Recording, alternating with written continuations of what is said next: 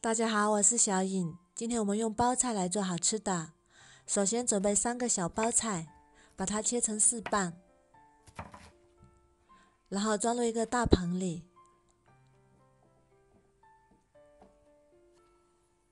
加1勺盐、1勺白醋、适量的清水，浸泡10分钟，去除农药残留。